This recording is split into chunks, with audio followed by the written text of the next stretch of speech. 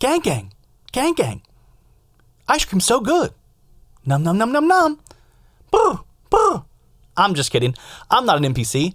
I'm Jordan Grainger with the Kokomo Press Podcast, and we're back with a brand new exciting episode, and we have a huge guest for you. Not only is he a phenomenal basketball player and a community organizer, he's also just a great person. We have Kokomo's own Brandon Wood. We have a wonderful panel of people today. We have Hypocrisy Jones, and we have Scrap Lotto. Yes, we have the weekly plug in the house. We talked about so much today. We talked about B. Wood's basketball career, starting at Kokomo High School, playing at Valparaiso here in Indiana, then going and playing at Michigan State with that Tom Izzo team with Draymond Green. You know that Draymond Green. And then, playing overseas, playing in TBT, just everything he's done in basketball. And then we talked about everything he's doing in the community, all the organizational efforts and the nonprofits and just about, his aspirations, maybe even political in the future, which is pretty exciting. And then we got, his take on a lot of just random stories and just internet. And we talked about the, recently departed, Bob Barker. We talked about Noah Lyles and his controversial comments about NBA basketball not being technically world champions, which is a pretty crazy conversation. We talked about Logan Paul. We talked about prime Deion Sanders and the return of college football. So welcome back to another exciting episode of the Kokomo Press Podcast, baby. Woo! Warning, this video contains adult content not suitable for children.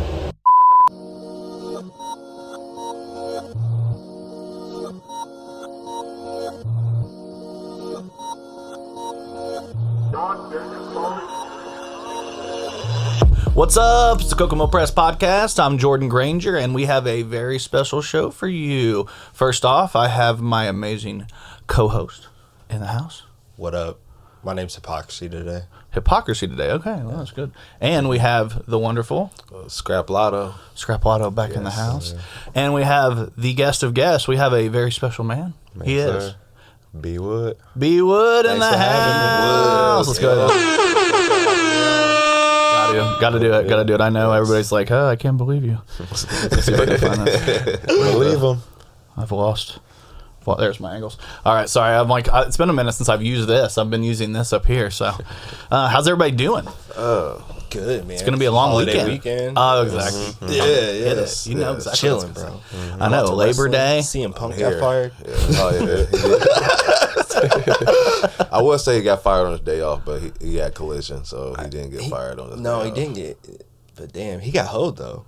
Yeah, not gonna lie. Who got fired? Yeah, I'm like, who? Phil Brooks. Oh, okay. CM Punk. Okay. Yeah, lots of wrestling. Sorry. He said CM Punk got fired. I'm like, who got fired? What, Punk? Punk? He's a punk? He's a punk ass. What? Can't be choking people out. Yeah, he got fired a long time ago from UFC, right? Was it on his day off? It was on his day off. And then he got fired by WWE on his wedding day. Yeah. So, yeah. On his way. Yeah. On his wedding day. Bad track history of that shit. I didn't even think about that. Oh, fuck. He's got to deal with a lot. That's a long morning. Yeah. So, everybody hates Phil, bro. Yeah. Everybody hates Phil. They do. God. I don't even know Phil. I'm just imagining. Yeah. He's straight edge. Just think of a straight edge guy whose teeth are yellow with a lot of tattoos. Okay. Anybody from Kokomo. Just think of anybody from Kokomo right now. Actually, yeah. Honestly. Except for the straight edge part. The other day. Yeah. That's why we have the Narcan. Yeah. Because there's the straight edge just isn't. Shout out to sponsor. Yeah. Shout out to the sponsor. Shit happened, Jeff. He would definitely stay away from this podcast. Yeah, man. I think he should come on here because we'd be the only ones that actually give him a fair like platform. So I talk shit. So we can get. So our goal is to get Kanye and Phil. Kanye and Phil. Yeah. Together. Hey, Together. I think we can pull that off. Yeah. I think we should. And That's they're the both goal. straight edge now because neither one of them want to take their medicine. Yeah. For being honest, I mean. Oh, he's been kind of calm lately until the head on the boat thing recently, but Ass out. Yeah. If you could get head on a boat, Yeah. do it. I don't care. Yeah, barefoot. Right. Yeah, in Venice. He was in Venice. Right. And I think he got an album coming. From the reports, they said that he's been recording an album. So. I'm excited. I was upset there wasn't a feature on the on the Travis Scott. I was thinking there'd be a feature at least, right? But he had his touches behind the scenes and on production. Yeah, what is the Modern Jam? Isn't that like an old Kanye? Yeah. And he produced, I want to say, the second track. Yeah. What is the name of the second track? I can't remember. Don't ask me. Yeah, the name of the track. I love the album. Yeah, Getting petted. Did you like the album? Yeah. Do you think maybe it'll get some scrappy love? Some scrappy love? Maybe. We may see. We may see. We may see. Okay. Like I feel like a bell should have just rang. like on the Scrappy on love. amp, I kind of like hinted towards what's Yeah, my it should have been a favorite drop album right there. now. Yeah. I know you're like. What did you say that? Is Killer it Mike. Yeah, Killer Mike album. Yeah, Kill Up Michael. That's at the top. Yeah. But it's been like I said, it's been a rocky year, honestly. Like R&B For rap, yeah. Rap's had a rough time. especially for like the 50th anniversary. Like I feel like the major hitters would at least popped up. Like Nas, he dropped something which is cool. Yeah. But compared to the other his run he's been on, I won't say this is like his weakest album, but it's still good. Like Yeah. it's not saying it's trash. They're not gonna all be winner. You know, they're not gonna all be. Yeah. He's been on a run. Yeah. You know. Oh no, I like that song he did with 50. Yeah, I like and people don't like it. Oh no, that Fredo's good. Yeah, I like how he include the whole Godfather Fredo thing up in it. But yeah, like that's up there. But R&B, they always do what they do. Like, Yeah. I feel like R&B been like underrated the past 2 years. Like people ain't been giving R&B its proper respect. Yeah. But R&B been dropping a lot of dope ass albums. I don't. The charts have been country music. Yeah. I don't listen to country like that. I don't. Does anybody in here listen to country at all? Like, who is this? Who's listening to this? I know with the charts, things are Cat, man. Meows. If you can hear it, it's like my cats are going crazy right now. like with the charts though. Like it's weird now because I was just talking to someone Cats for about sale. streaming. Yeah, let's get rid of them. I was talking to someone about how streaming is changing everything. Yeah. And how like Move this out the damn Joe way. Budden's Pump It Up Yeah. just went gold. And I feel like that song should have been like multi-platinum like 20 years ago. Like, Yeah. But with the whole streaming and how the game done changed, it now went gold in the streaming era. But like I'm pretty sure, I want to say it went gold before. Yeah. And, Courtesy of high school basketball. yeah, like games. They were like, Joe Budden is finally I feel gold. like you got served. Like, Yeah. like, it was on there. Like that song was everywhere. Like 20 years ago. Yeah, and I remember. And it's just wow. Just hearing that it just went gold. So Yeah. that's 500,000 copies. So Damn, Drake really the truth, huh? Yeah. Like he really the truth. but he's striving in an era where I mean, yeah. Well, maybe people can get music. Maybe we can get Nas to do a song about Richmond from Richmond, and then we'll all be happy. That song you know? slaps. That song fucking slaps. I don't care who you are. just get some ginger beard guy yelling in the mic, and we'll all be Man, happy. he just out there speaking the truth. Like, Yeah, it's yeah. all right. I don't understand that song. I don't understand the backlash to it because it's literally like I hate rich people, and everybody's like, well, it's conservative, what? And I'm like, what? I feel like we all kind of hate rich people, right? Like we all, even rich people hate rich people. Like, they hate themselves. I knew they was out for him when I saw a post with. I think they searched to see if he said the N word. Oh, That's how I know. I mean, like, don't get me okay. wrong. I was listening and singing that song, and I was like, man, I bet this dude has said the N word. He probably has, but it's just a passing thought. You know? Yeah. I feel like that's like I had to search if Jordan said the N word. as soon as Me somebody, too before I came. Did you guys? Did I pass? Did anybody find me? Yes. Not on social media. I'm just kidding. What did Brian say? Brian, we were on a podcast. Brian's like, I only say that around my white friends. That's what he said. I'm like, fucking Brian, dude. No, snotty nose ass. That's Brian's new name. That's Brian's new name. Snotness. That's hilarious. Anyway, B Wood, man, how you doing? Man, I'm doing good, man. World traveling? World traveling, man. Just got back from Australia. You learn anything? Man, I learned the bugs aren't as bad as what everybody thinks. No. Nah, they Did you aren't. stay away from all the scary places though? No, I was in the forest. You were? I was in the forest. I was on the beach. I didn't get stung by any jellyfish. This is probably the most annoying question, but did you punch a kangaroo? Nah, we were by them though. Okay. Yeah. I seen some. So my team out was based on the university. So there was like a family of kangaroos that like kind of hovered along the university. Like that's just where they live. Yeah. So it's like dap it up a kangaroo. Not know, punch man. it, but dap it up. Might fuck They you kind of up. strong. Yeah, They look like they're swole. Yeah. Like, ever seen that video? The kangaroo got the dog in the headlock. Yeah. Yeah, The dude stole on him. Yeah, Yeah, that's why I asked him if he punched one. I'm like, I wonder if maybe he went over there and was like, Nah, it'd be like families hanging out, just eating the grass, and then like out of nowhere, like the man would come. yeah, It's like, oh, like he just, Yeah. He let's, gonna get you. let's stay back a little Yeah, bit. like what's up, dude? Yeah. Chest out, like I see you. That's why I real. said I want to dap one up because at least if you get a dap from a kangaroo, Oh, that's like street you a cred, legend. right? Yeah, you a legend. You get a dap by a kangaroo, especially if they own it, because you know they stand on their tail. Yeah. So if they stand on their tail, and you get a dap by the foot. oh, shit. I Yeah. didn't even think about that one. Yeah. That's like, Boy, yeah. you might be I saw you had the Rip City on. Is that a Portland thing? Or is it just the Nah, same they, people? That, So the organization was only kind of founded like the last like 7 or 8 years, but I found out they did have to reach out to Portland to get permission to use that name. Hell yeah. To get the approval, you know. That's But it cool. was like, I mean, the team I was on, it was Australia has 2 leagues. So the league I was in is just really like the last year or two turned like from semi-pro to pro. oh, shit. That's just the latest league I was in, you know. Yeah. It's levels all over, you know. But yeah, they did have to reach out to Portland and get that approval. I saw that because I'm like, I know that's like their nickname, Rip Yeah. City. I've been to that arena, the arena down. I can't remember the name of the arena, but it's the first NBA game I ever went to was in Portland. Yeah, Wow. because when we were younger, we never went to any Indiana games. I never even went to Market Square ever. Yeah, we were too broke. So were you already in? I was out there? I was in Bremerton. I was stationed in the Navy up in Bremerton, okay. and the closest they didn't have the Supersonics no more, and I wanted to watch Ray Allen play with Boston, so I went down and watched him play against Portland. Brandon Roy, and I wanted to see nice. Brandon Roy, man. If he wouldn't have got tragic, injured, man. They had him knee. I mean, with Dame there, he's like the greatest player they've ever had that's actually not been injured because I mean, if you don't go all the way back to like Clyde Drexler and shit, because like, I mean, you think about, we had Greg Oden from Indiana, they had Brandon Roy, and both of them just hurt.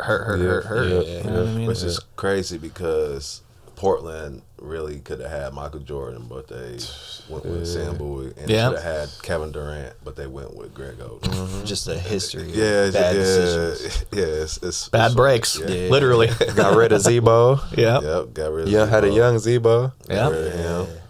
Hell, even then they had Jermaine too. Yeah, Bonzi, Bonzi Wells. Yeah, they had Jermaine. They gave up Jermaine. He came to Indiana. Did they have was J.R. Ryder there?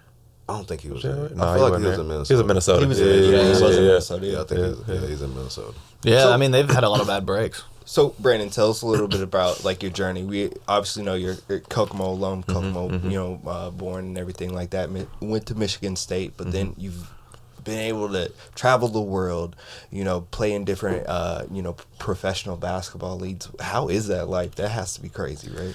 No, it is, man. Just, especially for me, my career it hasn't been typical, like I've pretty much went to a different country every year, That's so cool. That's so cool. Yeah, it has been, but it's been in its own way, like I've represented myself. So I've worked with a different agent on every job I done had.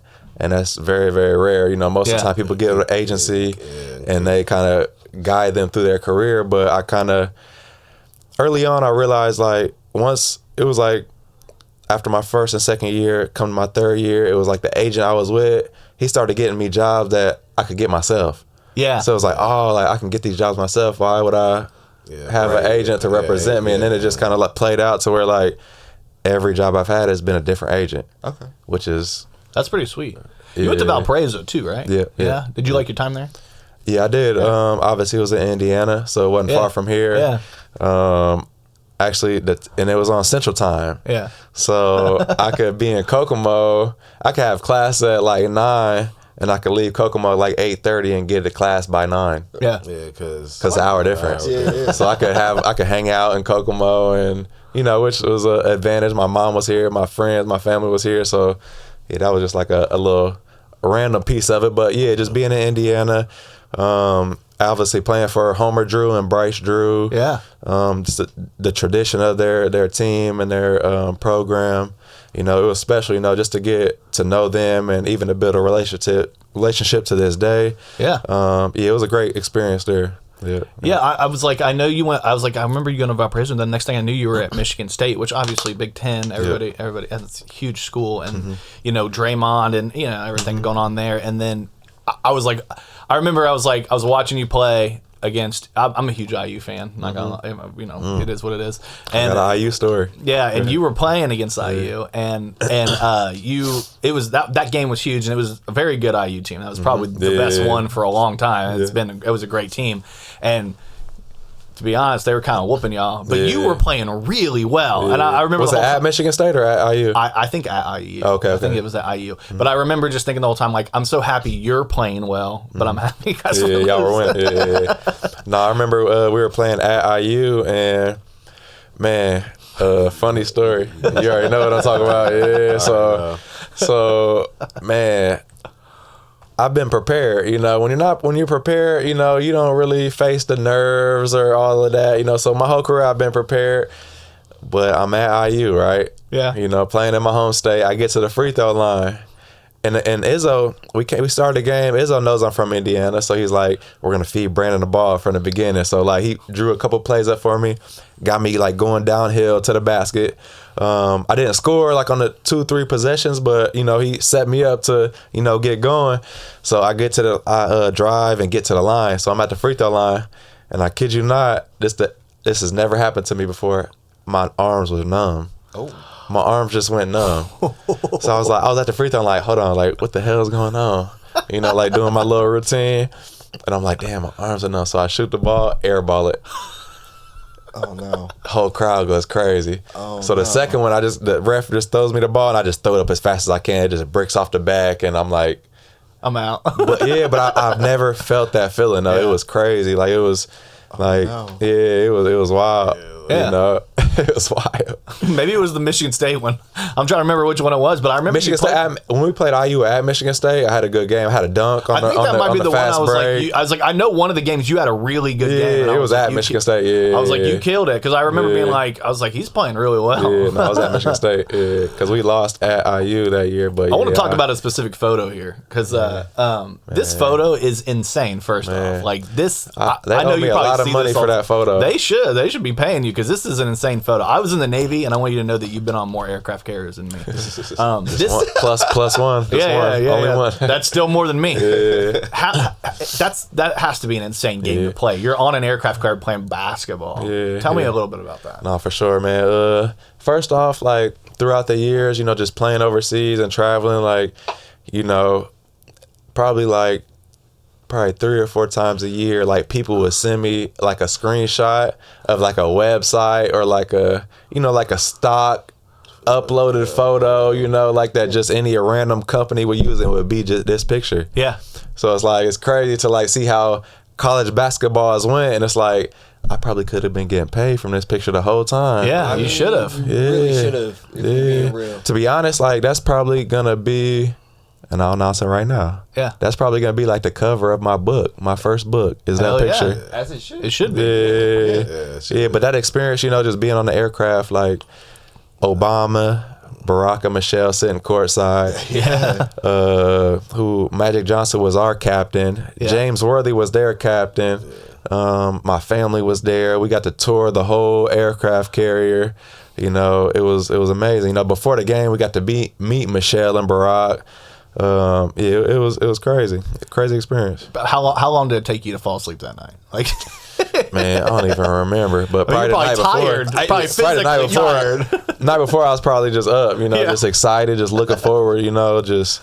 Man, it was just such a crazy experience. Like I said, that's another picture from this. Is when y'all all are like looking at Obama. Yeah, and I'm just looking in awe. I'm like, you can just see like everyone's like Draymond, they just like all looking at like I'm like, damn. Yeah. You really in front of the fucking president. Yeah, but it's crazy. Like whoever took the picture, it's like 2 or 3 of them. It was like it was focused on me. Yeah. You know, and it was like everybody else was like blurry, but it was like just me focused on Obama, just like side-eyeing him like, yeah, I'm gonna be in your position one day. And that's a fact. I might be. Well, it's definitely a path that you got going. I know that like outside of basketball, you do a little podcast thing, right? And you also have done music, but you're also a motivational speaker, right? So like and give and give guidance and things like that. So like, where's the path? Where's the path is leading to presidency? I mean, I've had those visions. Yeah? Yeah, 100%. Yeah, I've had those visions. What I learned in politics, you can't aspire to be nothing. You can't aspire to be in the politics. You just gotta, continue on your work and on your mission and your purpose and do good work. And if you for the people, eventually you probably just gonna have to step up and be for the people, because a lot of people that are in those positions, even here, aren't necessarily for the people at the big picture level, to be honest, because I've been through a lot, But I've had those visions, and I've been, asked and, what do you think about doing that, but it's just not the time. Yeah. But, I just want to, if that happens, it's just because of the work I've done in the community, not just necessarily because I'm reaching for that position. Yeah. I'm not doing it for the title. I'm doing it like for the people. That's how it should be anyways. Like, but in society, it's a lot of, people like that bending things in different demographics favor and like taking away from this and like power and like it's a lot that come with politics, and I had to realize like just because all the community work I've been in, like I've been pulled into that and I didn't even know it, necessarily. Okay. I was naive to it. Yeah. And it's like, like y'all did this and pulled this and looked at me like this and so it's like, oh, you got to take a step back, like, okay, like this is what I'm involved in. Let me take a step back and, understand what's going on really. Assess that, right? And then like make sure that I am in it for the right reasons, which I'm confident I am, but it's a lot that comes with it. Well, it's good you have the self-awareness to be like, oh, let me take a step back and realize they're probably trying to just prop me up and use me in this way and not. It's not me. Honest, it's not even that. To be honest, it's not even that. Like nobody's ever propped me up and tried to use me or backed me or anything. It's just been like once I was already in position and new people come into place, it's like, he's doing this as he's around these people, so he's aligned with these people, so let's hold him back. But you're not really holding me back, you holding like the community back. Right. So it's like you're not holding me back, but it's like it's a lot that come with it. So it's just a lot that come, and it's like it's tough, it's a lot of lessons that come with it too, but I've been in it, I feel, for the right reasons, and man, I just love the people, but it's positives and negatives. Yeah. Well, I mean, traveling the world, definitely, you've seen so much that you can definitely bring a lot of that into whatever avenue you decide to go into going forth. I mean, obviously playing ball is something you love and it's something you want to do probably as long as you can. And I mean, what is it? I think it's Moneyball where they like, you can play the kids game for so long and then eventually you can't anymore. And it's like, I love that like speech because it's like, it goes for any sport or any hobby you love, wrestling, anything. It's like, you can do it for so long and then eventually you gotta, find another facet to do, even if it's a part of that still, you just have to find another avenue. And it's like, after basketball, what do you want to do? So, I mean, my passion is like the nonprofit charity work. That's like my heart. That's where my heart will always be. Even outside of Kokomo, outside of my work here, I've been involved with other nonprofits and done a lot of work in other communities, so nonprofit work will always be like the core of what I do. But what I want to go into is, public speaking, book writing. If I stay involved with basketball, maybe like upper management. And just, being an entrepreneur and, I've done well for myself playing basketball and traveled the world and made my money and did this, but I'm looking forward more so to what's next, because I know I'll be able to have like an even greater impact. It's like I've done the most with the least. Yeah. So it's like I know once I really like run it up, you know, and you know, I feel like I can do a lot more good work. So that's kind of where I'm at. Like, I'm just trying to ride this hoop stuff out and play as long as I can. Physically, mentally, I feel younger and fresher than ever. But I'm looking forward to what's next, you know. And I've opened up a lot of doors, but you know, I'm just trying to push all of them forward, you know. Okay, I'm looking through. Been through so many of these great leagues here. What's your favorite out of all? Like, out of all these different countries you've been to, you've been through so many different countries. Like, obviously, we just talked a little bit about Australia. It looks like you were a Swiss League champion, which seems like pretty cool. Hungarian Cup winner. Like, what is your favorite country that you've lived in so far and like been a part of? I mean, I lived in Italy. He lived in Germany. I love Germany. Yeah. So where did you love the most? Yeah.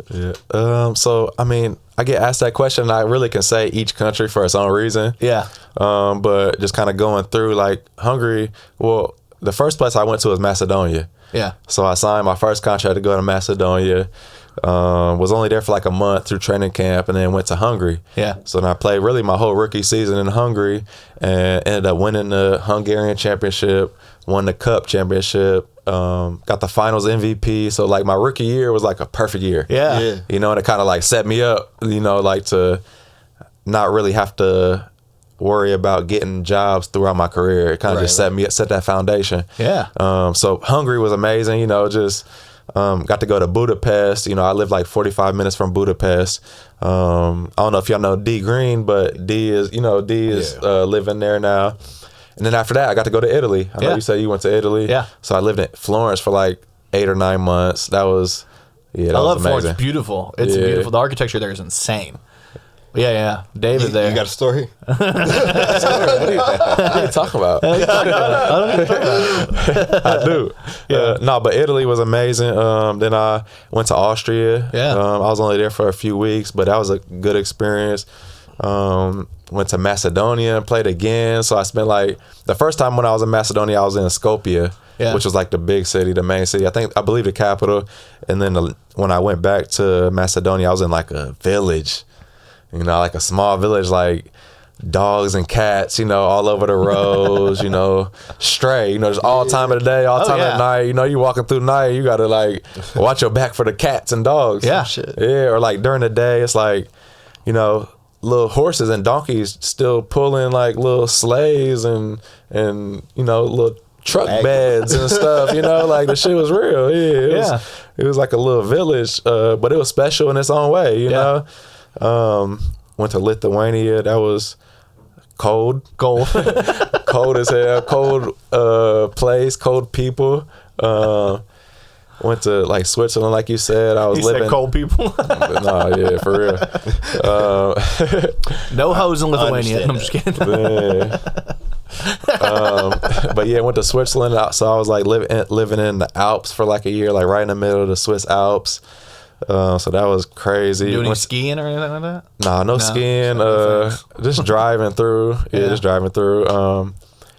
Got to play in Israel, so I was like 20 minutes outside of Tel Aviv. Yeah. So that was cool to get to go to Tel Aviv, back dropping and forth. bombs. I mean, no, I'm just kidding. Don't drop bombs. Did you ever get confused as they confuse you as someone from over there? Because I know with your beard, it's just like that's a good question. I think like in Morocco. I think when I was in Morocco, you know, because that's where I started growing my beard when I first went to Morocco. So like, you know, beards are like a special, cherished part of their culture, you know. So that's really, and it was very like organic and just very, very organic to where like January 1st, 2019, my wife and I moved to Morocco, and I had just got my hair cut, and that's the last time I cut my beard to this day. Okay. Oh. So 2019, January 1st. So it's been like 4.5 years. So we ain't probably gonna see Babyface Wood again. I doubt it. Yeah, he probably eventually it's gonna be all grayed out, like Sadhguru-esque, you know. Yeah. I like that. Yeah. Like that. So yeah, Morocco. I got to play in Argentina. Yeah. I was in Argentina. I got stuck during the pandemic. Oh man. I got stuck down there for like 60, 70 days in my hotel. Weird. I mean, it was kind of like I was like kept away from what was going on, you know. So it was like I was damn near like in my own world for like 3 months. But like, so it was like February. It was like the end of February. I signed like a 3-month contract to go finish the season in Argentina. So I get over there. I play like 1 or 2 games. Then we have a road trip. So we go to Buenos Aires. So we like fly there. We got like a 3-game road trip. So after the first game, they come on our bus and tell us like, you know, it's something going on in the world. You know, like the season might get postponed. And we just like, you know, okay, like I don't know what's going on, but like, all right, I hear you. Like an hour later, they come on the bus like, yeah, the season's postponed. We can't fly back to Formosa. We have to drive 16 hours back. So we had to get like paperwork to get on the roads to drive back. So we drive back. We get back to Formosa like 3 or 4 in the morning. Wake up at like 7 or 8. The whole country is closed down. The airports, every single thing is closed down. So I'm stuck. You know, I'm stuck there in a hotel. Me and one of my American teammates stuck in a hotel for 2 months. A restaurant. They had a restaurant on the top of the hotel to where like that's where they served our meals. Cause like a lot of times overseas, like in our contracts, they give us like meals, you know, so we'll get like 2 or 3 meals a day. It'll be like a restaurant that they have like a partnership with, and we get to go there like 2 times a day and eat food. So luckily the restaurant was on top of the hotel. So like we were there like 2 or 3 months, but like they had to come back every day and just to cook for me and my one teammate that was in the whole hotel. So it's But like, it means they got a paycheck still, right? oh yeah, they had to. That's Yeah, good. for sure, That's for sure. good for them. But I'm saying like we couldn't really leave the hotel. Like if we left I mean, y'all have been overseas, and you know it's a lot of foot traffic. Yeah. All that was like, it was nothing. Nothing. You know, it was just like You look out streets in the and streets, bare. it's just So I'm walking like to the grocery store, and it's like it was like this, like the beginning. It was like the line was like, you know, one person here, you know, 10 feet here more, one person. Like a line all the way to the front door, you know, we just waiting in line like it's like a simulation, you know what I'm saying? But it was like, y'all been overseas, so it's like, it was just quiet. Yeah, It's crazy. People in America don't realize how much more like foot traffic there is. Like, it's like unless you live like LA. yeah, like New York. No, if I walked from here to Scrap Crib and somebody see me, they'd probably be like, "What the hell is Wood on? Wood out here tripping? fell off. Wood fell off. He tripping like for real. Yeah, like That's how it be. for here. real. That's how. But it that be. shit is normal, you know. Anywhere else, I live in anywhere Arizona else. now, and that's just like normal. You know what I'm saying? But here, you know, you see somebody walking like, oh, yep, he out here struggling. Yeah. Yeah, exactly. No, I'm just. You need a ride? Car breakdown? You all right? It's the first form of transportation. Sometimes Yeah. people just don't realize that. It's They like, wonder why Americans so fat. Yeah, that too. be it. We don't walk anywhere, you know, we don't do anything. I got a funny question for you, and I know you probably, I don't know if you've been asked this yet, but this was a really big I thing love in the new news. questions. I hope it's a new one. Oh, okay. You know, that thing that hurts me the most is that I have to watch the NBA Finals and they have world champion on their head. World champion of what? The United States no allows on how hard it is to win the world title in track and field. So this has been like a big topic of conversation, obviously. And as somebody who, you know, you played all over the world, what's your take on this? I mean, in that moment, which, I mean, that's a special moment for him, you know, I would have, like, not selfishly, but, like, let me keep it about me, you know, why am I making it about some NBA players, you know, so it's like, for what, you know, like, I mean, but he said it all, you know, like, you know, the thing that hurts me, so it's like, bro, so this hurts you, why does it hurt you? Yeah, why are you hurting? Yeah, like, why, like, that's what I see, I stop right there, like, damn, why you hurt? Yeah. You know, but it's like, I mean, it kind of seemed like he kind of planned that, maybe. Yeah. and, Yeah, he probably did. yeah, but it's like, I can kind of see it both ways, but it's like, I do all the best players in the world playing the NBA. You know, from all the countries all over the world, you know, so I wouldn't be opposed to saying world champion. Yeah. I mean, but technically I understand what he's saying, but I feel like the NBA is like the world champion, you know? Yeah. So I get it. It has to be weird in different sports. So like if you take like amateur wrestling, I just watched this Kurt Angle documentary last night. So shout out Perk. Yeah. But like you see the different levels, the different like different levels that he went, whether from high school to college, and then national championships and things like that. After that, like, it's really just an Olympic level, like, training, right? Yeah. You're not training for the Olympics. You're training for whatever the world champions are, ships are. So it's kind of like a weird mode. Basketball is in this weird space because, like, you really do have, like, you have the NBA, which is a global, like dominant force. Like, there's little kids in Spain, Argentina, watch basketball, watch the NBA and stuff like that. So you can see how that's like bolstered itself on that world stage, so that you are a world champion. I always think it is weird though that the NBA is like, we're the world champions. I've always thought that was kind of weird, but like, I also get it. So like, I don't get this dude's jealousy and shit like that. Cause you got too much energy towards that. You got a lot of energy towards that. Like, If you're going to be upset and be mad, you weren't even upset and mad when you in your response. It was like jolly. So it's like, and plus, so you just plotting, you know? Like, you don't look hurt. Right. You don't sound hurt. Right. Like, you sound like you laughing. You over here winning, but you just wanted to try to prove a point or say, or he set it up, because how I knew it was all set up, because he ain't mentioned shit about baseball. Yeah. Baseball, the World Series. Yeah. The world, there's I didn't even think about that. Yeah, like, he doesn't mention nothing about baseball. I mean, that says a lot about baseball. Why did he choose a predominantly black sport?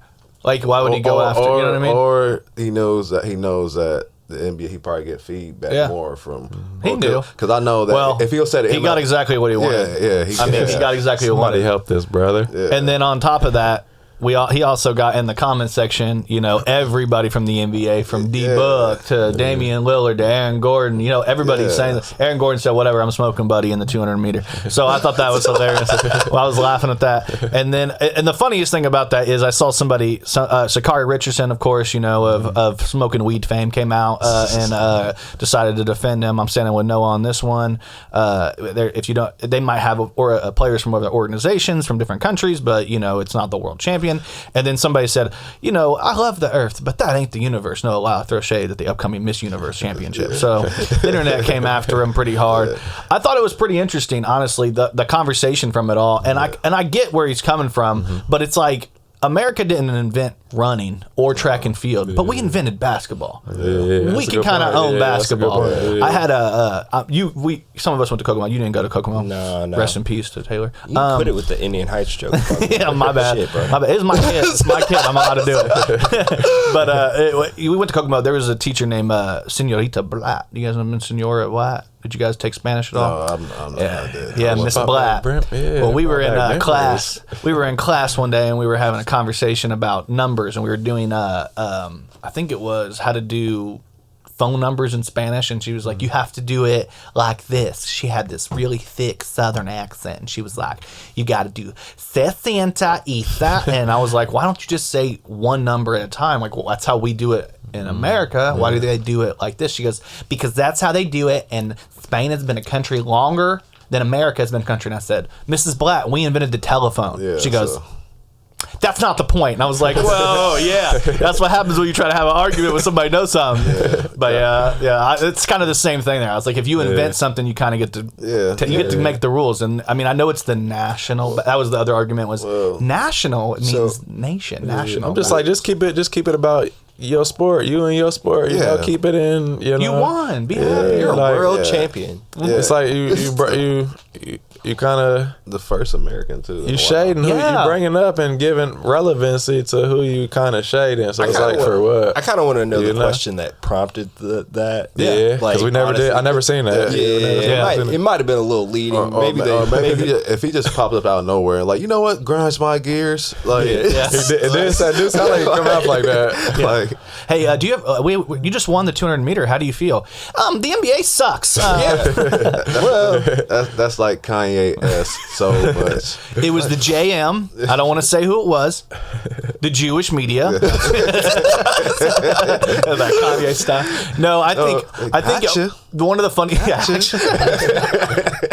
I think one of the funniest things is he should probably be happy because to be honest, like, with basketball, with football, with these other sports, like the fact that they're playing that and not running, some of those guys might be smoking him in the 200 meters if they weren't playing. They weren't devoting their whole life to basketball, Aaron football. Gordon was probably right. No, that's all. Like, you're right, yeah. He said that very confidently. Like, I get out there and blazing right now. But Aaron Gordon's a little big for that. I had to bring up though, like we may invent these like sports and stuff, but if we haven't invented it, we just change the name of it and call it something else. Yeah, that's what we would do. Like, y'all call it football over there, well, it's soccer over here. Naismith was Canadian, so I don't even know what you're talking about. But he came over here. Yeah, he invented it here. I'm just playing. In Kansas. He invented it at Kansas, and that's where Flory's going. Damn it! Damn, my joke killed. And that's where they said that's where basketball resides. Kansas. Yeah. Well, and then what's funny about the whole Naismith thing is like he had a losing record as a coach. I didn't know that. Like put Naismith in today's game, he'll get bullied. Oh yeah. Like he'd be like, what graph is this? Yeah. Like, Where'd the peach baskets go? man, there's a lot of colors out here. It's bright. He's probably rolling. He's probably rolling in his grave. Like what happened to the game I love? This is not the game I created today. The ball does not go between legs. What are you doing? What are you doing? Like they're jumping? That's a travel. He grabbed the goal. He grabbed the basket. Yeah. 2 steps and then he threw the ball in his hand and bounced back and he started dribbling. Oh my! Like this is disrespectful. when he created basketball, he never imagined LeBron James, and not even for the slightest. If we can bring back people from like back in the past, we should bring back Naismith and make him watch and one mixtapes. Hot sauce. Hot sauce. Oh man, he gonna pass out. He gonna fall out. Yeah, he definitely will pass. I'm like, take me back, please. Ayo, It's enough Black torture. Widow. Oh You'll God, see the professor get really happy and then get really sad. Yeah. He's like, we got one. man, those fell off way too quick, man. I miss those. You guys remember back in the day? Like we used to fight to get those. Man. They used to come over to somebody's house and just sit and watch the those. tape. Yeah. Like I remember, like going to buy these cheap ass and shoes. Yeah. And they're like soft, and I probably had them for like 3 days. Like soft. Like it's like the texture of it was like a slipper. Yeah. And like they expect you to play basketball. Yeah. They expect you to play basketball, and you like went hooping them. Like by the end of the week, I had a hole in them. Oh yeah. I got yelled at and everything by my mom. I just got you those. Like, don't blame me. Blame the Talk to them. manufacturer. You know, Talk to them. And to get another one. Yeah. Now they have those, and they just call them the BBBs, the Boulevard ball shoes. Those ball shoes. But she just came out with some new slipper versions. I'm like, see, that's what you should have came out with in the first place. That's what they are. Maybe there's a rumor that's why Alonzo is having. Yeah, that's pretty wild. Yeah, that's pretty wild. You see them poolside, one knee, one leg squats? Oh no! You see that when Stephen A. called him out? Yeah, I did see that video. And he's like, okay, you can do some squats. All right. It's a lot, man. It's a lot, man. Being an athlete, it's a lot that come with being an athlete as far as like physically and taking care of your body. Yeah. You know, so in all those type of situations that we see, like in the news when they talking about, you know, people being injured and questioning if they injured, like, man, that shit is real, man. Like, boys really be hurt, and it's like injuries that can really keep you from playing or practicing, or you might be practicing but then you just not ready to play. It's like it's a lot that come with really getting fully back. So when I see like them talking about Zion and Ben Simmons and just them different athletes, it's like, man, it's so much more that they going through that from the outside looking in you probably wouldn't understand, but like it's a lot being injured and like getting those different projections on you. Yeah. So it's like, man, I hope them guys come back. Like I think Ben Simmons is gonna come back and have a great year this year, but it's like he's been injured, but just think of all the hell he's got the last year or two. Just being injured. Oh, my bad. No, you're good. I was just the mental aspect of it. Oh, and that's a whole nother part. Yeah, that's a whole nother part, Yeah. I was gonna say just being injured. Like I've had one knee surgery, and it took me like 3 years just to be able to jog again, right? Because it was all just mental, right? And like I don't know, man. Like I shout out athletes that can be injured, come back. Because we played through so much, man. Athletes we played through so much that everybody just wouldn't know, you know. Like, we really put our body on the line, you know. But it's like, that's like the tough part of the job, you know, that, you know, everybody want to see the highlights and the games and this and that, but behind the scenes, like, it's so much that come with it, man. I had lower back surgery in Switzerland. I got injured the end of one season in Israel. Like, made a crossover and felt like 3 pops in my lower back. So, like, I made a crossover, like, pop, pop, pop. Ooh. And I had a month left in the season. So I just told the team, you know, like, I don't know what's going on, but, like, I'm just going home for the rest of the season. Like, don't worry about paying me. Like, I'm going to get my money through the insurance, you know. So then I went home for the off season, had like 3 months off. My back settled down. Then I go to Switzerland and play. So I'm in Switzerland, like, playing my full season, like five months into the season. I'm feeling this pain go down my leg. So I'm like, damn, like, so I'm just at home every day, just like me and my wife, just taking care of my leg, you know, just making sure I'm comfortable to be able to go to practice and go to the game, you know, but like in the car going to the store, just sitting at home, it was like so painful. And you can't do, once I get warmed up on the court, I'm okay. But then once I cool down and go home, it's like, I'm in so much pain, like just agony, you know, just like trying to do whatever I can do to just be comfortable. So that was like one instance. So then like 2 or 3 years ago, I tore my hamstring. Oh no. So like I had a whole tore hamstring, and I'm like, the first like month and a half, I traveled and went and worked the camp. Then I got invited to the Big 3 combine. So I'm like, man, I got this invite, like, I'm injured, I don't care. Like, I gotta go do this shit. I gotta go do this shit. So I'm like, I'm in the combine, like, with my hamstring wrapped up, just like pushing through, you know what I'm saying? So it's so much that come with, you know, just pushing your body to limits, you know what I'm saying? And not losing opportunities, especially when, like, cause you never know when it's your livelihood, you know, this how I make a living. Yeah, right. So I've had to make decisions, like, I had to put my body on the line just to, like, be able to take care of myself, you know, like, okay, I'm not going to tell the team about this, like, I'm going to just play through it, or, you know, this is what it is. On the back end of that torn hamstring, so I tore my hamstring. 2 weeks later, I got a contract offer to go to Serbia. I signed the contract. I don't tell the team. I don't tell the agent. So I'm like, but it's the beginning of the off season. So I got like 3 months to get healthy. Right. So I'm like, let me just do all I can do to get healthy for this season. So I do all I can do. I couldn't really get on the court. Yeah. I had to go in the weight room like twice a week just to kind of keep my body strong. But I got over there. I made it through training camp. And then, like, right before the first game, I re-strained my hamstring. Oh. So I had to sit out a week. So I come back from that. And then that was before that was in the warm-ups of the second exhibition game. Come back a week from that, I strained my other hamstring. Goddamn. So this is before the first regular season game. Team didn't want to let me rehab, so I'm like, I gotta do what I gotta do what's best for myself, you know. So I'm like, I'm sitting out. I don't care what y'all say, what y'all think, because they push you to the limits. Oh yeah. You know, so I'm like, I like kind of had to like go home and get healthy, you know, for a whole year just to come off of that injury, you know. So it's like, it's so many different things like that we've had to go through. It's like it can be tough. That's just the physical, let alone like the mental just aspect, laying there not able to move, not able to walk. You know, it's your birthday or it's your anniversary and you can't go on a walk with your wife. Yeah, you know, it's like little stuff like that. It's like it's a lot that comes with it. Yeah, I mean, it's the part that talking heads don't. They don't. Yeah. You know? And especially, like, guys, I mean, he gets harped on a lot, but Skip Bayless or somebody like that who didn't play the game, you know what I mean? That's why they get called out a lot. Or like Stephen A. even, who didn't really, you know, he got injured when he played. And I think he just came at somebody for being injured. I forget who. Remind me, Scrap. You don't remember? Like in the last week or two. Yeah. He came at somebody. I know he just went on what is it? Podcast P. He went on, was it Podcast P he came on? He just went on a recent podcast. No, he went on, whose podcast did he go on? He went on somebody's podcast recently and was kind of. He was talking about Lonzo. That's what we were just talking about earlier. Because he was like, I heard from behind the scenes that he can't even.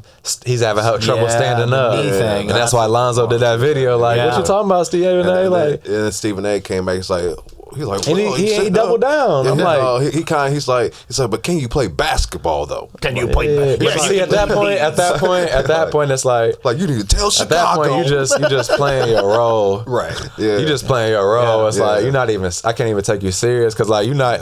You just negating this guy's whole health, and you double down about something that you don't even know. You know, so it's like, oh, this is part of that business. You know, Stephen A. is just a heel commentator. That's his whole role. Yeah, him and Skip. That's like, both of them have the same thing. He's like, can you play basketball? You need to tell Chicago.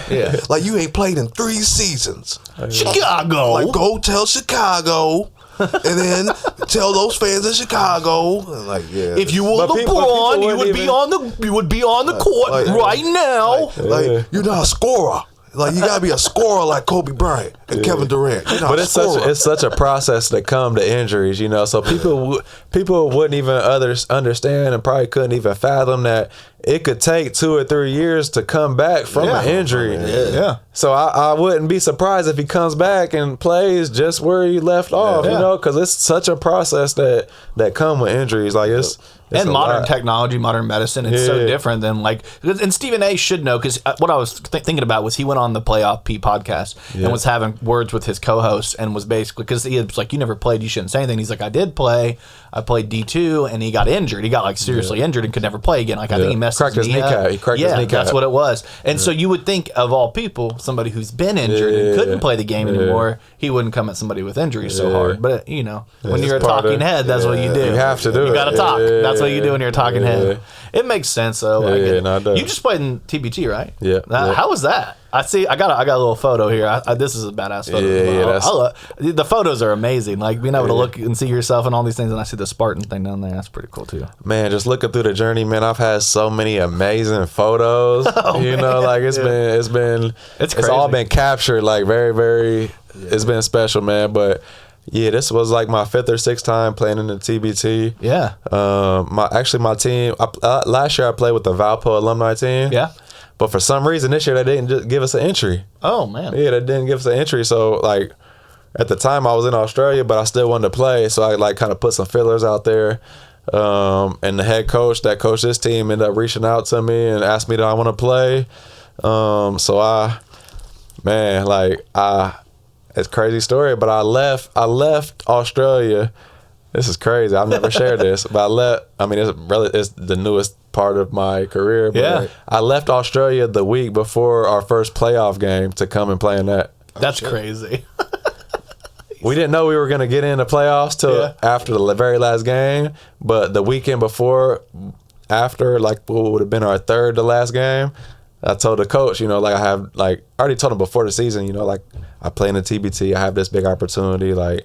But at the time, early in the season, it's like, you know, it's still early, you know, but once it came down to it, it was like, okay, our team hasn't had a great season, you know. We started kind of playing better at the end, but it was like, you know, it was just a situation where it was like, I got to make the best decision for myself. Right. You know, whether it just career, is what man. it is. It's but your it's life. like, but again, it's like, it's a lot that come with this business, you know, to where it's like, I had to step up and like, I don't have an agent. Yeah. So I'm making these decisions by myself directly to the management of the team. So like when you got your career in your hand like that, they don't necessarily like receive it as it would like if you have an agent. So it's like I'm just out here like they're probably looking at me crazy, you know what I'm saying? But it's like this is a decision I had to make for my career to bet on myself, you know. In the middleman thing, that's one of the that is the give and take of not having that middleman is you get to have that person between where you're like go. You got that insulation, and you got insulation to where like I'm getting all the feed all of it on me, you know what I'm saying? You get to feel all the emotions. Yeah, positive, but I have to carry them too. Yeah, because I have to make those decisions, and they're not easy decisions. You know, like I was in Australia, I left to make that decision to come here and play. But 2 months before I left, my sister moved to Australia. So I left my sister in Australia too. You know, so it's like, it's a big decision, but it's like, it was one of them ones you just have to make for yourself, you know? Yeah. How many siblings you got? Bad timing, but I got one sister, 30 years old, so 4 years different. Cool. Yeah. I was just Mariah. talking to my little brother last night. Do you have any siblings? kind of do, but Now? it's a long story. You want to share any of that or no? I didn't know if you did. Well, I mean, I went on a journey of like finding myself, like, so like, I don't know if you guys follow me or whatever, but like, You've been a little chaotic lately, Yeah. but it's been awesome. it's not chaos. Like, I had never met my mom, right? It's a weird story, right? So like, I went on this journey to kind of find her. And I kind of had to bully her into just talking to me because. So you found her. I did find her. Yeah. I found out I have some step siblings and stuff like that. So like, I guess I do got siblings. Oh yeah, But yeah. I love it. I'm glad you went on that journey and you Thank found you. her. I don't know how Yeah. it panned out or turned out, but I'm glad that you stepped up and made that move. Yeah. Thank you. So like it was cleansing for me. Like the results aren't like fairy tale or anything like that, but like it is what it is. So They rarely are. yeah. I'm trying to. I have a family member who I'm trying to, not trying to, but like he's never met his father, you know, and that's my uncle. Right. So it's like I'm gonna meet my uncle, and I would like that'd be cool if you come and meet your father the same time I meet my uncle, you know. But it's like I can't put myself in his shoes to where like he don't want to meet him, you know, because I've never been through that, you know. But I just got to understand him, you know, which I do. But it's like I don't know, maybe I would just be curious, you know, like you know. It's weird. I grew up because we have very similar situations, except for I did have a little interaction with my dad when I was little, because I grew up in a no dad household, stepdad, but my mom was like a single mom, and I spent like I was supposed to go with him for 3 days. I spent one night and then I went home.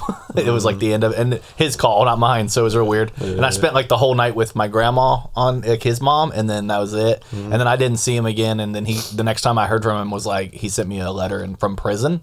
It was like, hey man, I'd like to get to know you. And I'm like, yeah, I'm like 30 now. Like I'm kind of good now. You know what I mean? At this point, you know, it's kind of ship has sailed. And you know, and you're kind of not in the great place. You know, if you were like taking care of yourself and was in a good place, it was like, hey man, you know, it just feels like you're bored. You know, at this point, you know what I mean? Like hit me up when you've got something built and we'll talk. You know, and so but it's like the situations like that. It's very like personal. You know what I mean? It's like, are you ready? Are they ready?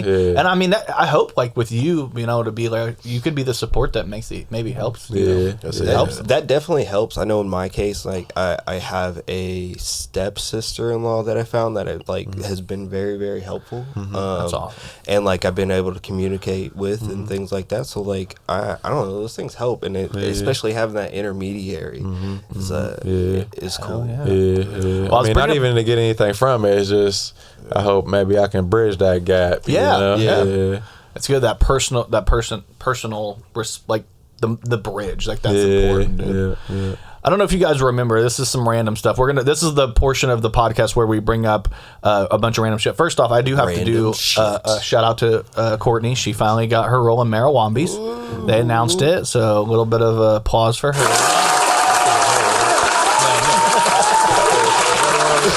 God, that thing's so loud. No, that's not her. That's Anna Kendrick from what is she from? Everything. She's Mean Girl. Marijuana. I don't know a lot of things. You said Mean Girl. I said Anna Faris at first. She's from Twilight, but she's not really from Twilight. Like she is, but she's not. Shout like out to Adam Yeah, she Ferris. was in Twilight. Anna Faris is Shout out to Adam Ferris. Adam Ferris And Whitney. and Whitney. We were talking earlier. We were talking about your podcast, and he was like, he's had some pretty big guests on there. And he was like, Deanna Hendricks, do you know her? And I was like, she went to Kokomo, and she was on that undefeated team, right?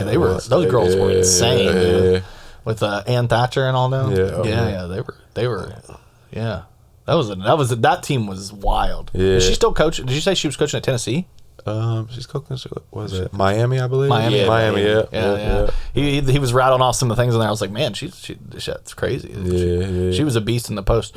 But we got a couple of things here. Did you guys see this? I thought this was pretty insane. We all went to public school. And we didn't get to go to the cool LeBron school, but nobody's passing the exams there. Well, I mean, It might be tough. You know, you see, they didn't say 7th grade. Yeah, maybe that's it. Or 6th grade. It's 8th grade. I think 8th grade But I is the believe, one. from what I heard, I think it's like to even get into the school, you have to be underachieving. Yeah, so it's So probably it's like, taking a lot. you know what I'm saying? It's like, what do you expect? You know, it's like It's a good they're call. there for the reason and going there for free, Yeah. without tuition, because they're coming from families who didn't have that, upbringing or development. So it's like, well, I know it's like it's experimental. It's like almost like a Montessori, right? Yeah. So it's like an experimental school. So it'll be interesting to see how they right the ship a little bit. At least you're not hearing stories about windows being taken out of classrooms and not having certain things. And where's this happening at? Oh, the House of Kanye. We do not speak ill of Kanye here. We we love Kanye. Michael Jordan ain't never built no school. That's all I true. gotta say. He has it? I don't know. Yeah. He might have. I don't even know. Even if he did, he probably gambled it away. I think Michael Blackson did though. Yeah. I think he has a school. Yeah. Maybe I think Dr. Umar about to open his. Dr. Umar been talking. It's been a while. It's been a while. He's been talking about school. I be peeping him. I be following him a little bit, But I think from what I hear, I hope it come around. Yeah. Because he's real passionate. Yeah, he's passionate. He's passionate. Yeah, I know who definitely hasn't built anything in a while. Did you guys see Mr. Freeze? Twice. It has happened twice, Mr. Freeze. I'm wondering what's going on here, man. Should we be having these old people in office? Man? We might have to up your timeline because these guys got to get out. Man, it's kind of a part of those aspirations is like, man, like it's damn near like you just gotta wait until a lot of them are just not here anymore for us to go in and do what we need to do. It's crazy. That's damn near, dude.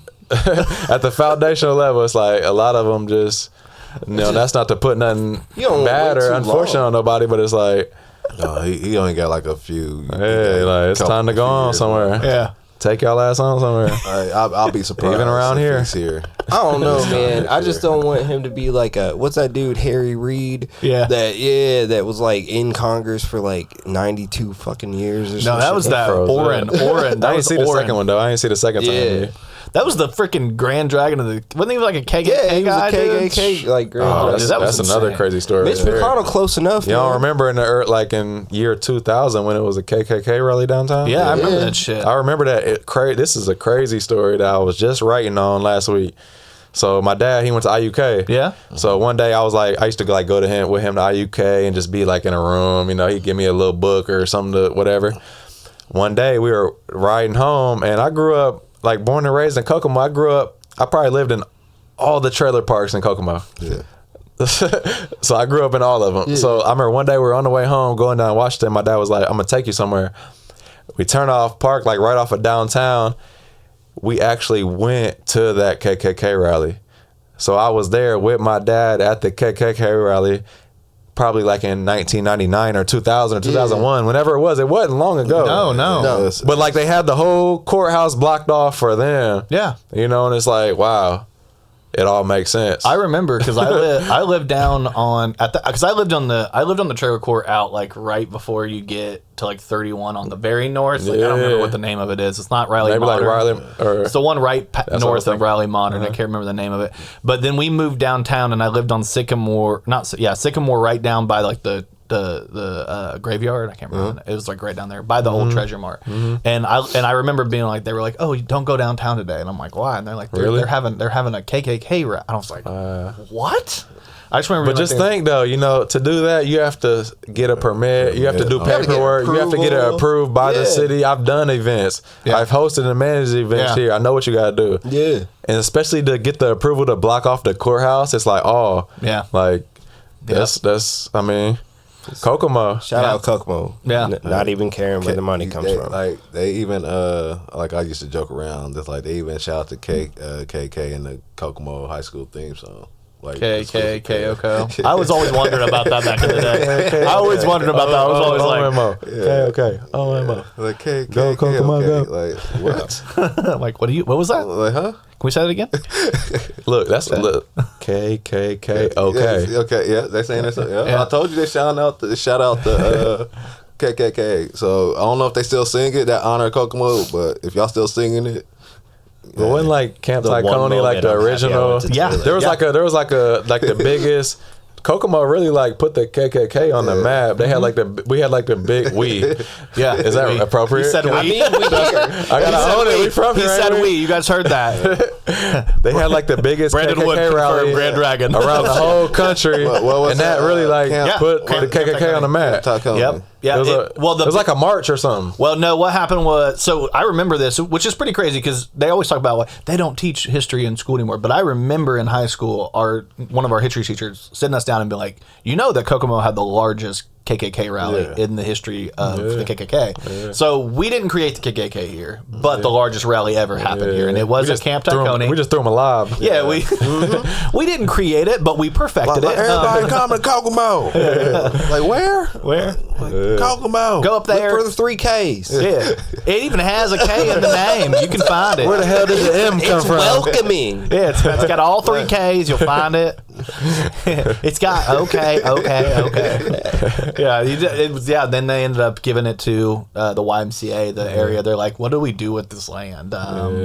And well, I know with like I will play. I hate being the devil's advocate. So I'm the white guy in the room. Thanks a lot. But your fault. But the downtown. Half white. Yeah, right. Actually, we got 2 white people. Yeah. 2 white people if you add them together. It's like, you One, motherfucker. 2 white people. 2 white people in here. Yeah. 2 out of 4. Yeah. And David. And David. Oh, yeah, David. So it's equal. Amanda. So it's 2. What about her? here. Yeah, she's kind of white. I don't know. She's there's a blow up doll back there. She's clear. She's clear. Yeah, they have to. They legally cannot deny the permit if they apply for the permit. If like the KKK were today to go down there and apply for the permit and pay and do everything they're supposed to, the First Amendment government is not. They cannot tell them no. Hey, Yeah. I bet you won't try it. Oh, you want me to try it? I'm not doing that. I'm not putting my name on that Like, shit. we're coming back. We're making. No, I Just leave it blank. No, I'll pull a Just make up a name. Let's make Let's up a do name. it. Let's host a Klan rally, right? We'll bring all the Klan members here, and then we'll try to convert them. Yeah. Yeah. No, there's actually a guy out Like there. that Dave Chappelle. Yeah. Yeah, there's actually a guy out there who tries that. Like he tries to convert. He looks like Uncle Ruckus. I'm not lying. He looks like Uncle Ruckus. Yeah. He was on Rogan. I saw him on Rogan. He was very interesting dude. Yeah, he goes to Klan rallies to try to convert people from being racist back to, y'all don't need to be racist. And he's done it. He's actually been successful. Yeah, he actually grabs some people. Sometimes all you need is a black friend. I just want to start a rally and pull off the hood and then. But show us your face. You want to see my face? They say they want to see my face. No, please don't. No.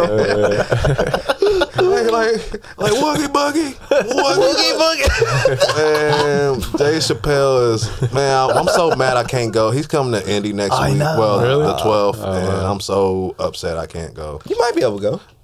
I'm critical. We might be all right. No. Not the 12th. Not the 12th. Oh, not the 14th. The 14th. Oh, they extended it? No, it's the 14th. Well, it's the 15th, but the 14th is basically. I'm not even going to lie. I needed this couple extra days. So. Yeah, they're not going to extend it. According to Mr. President, President. he said, "Hey, that's we strike. Oh, well. If y'all don't get y'all shit together, bitches.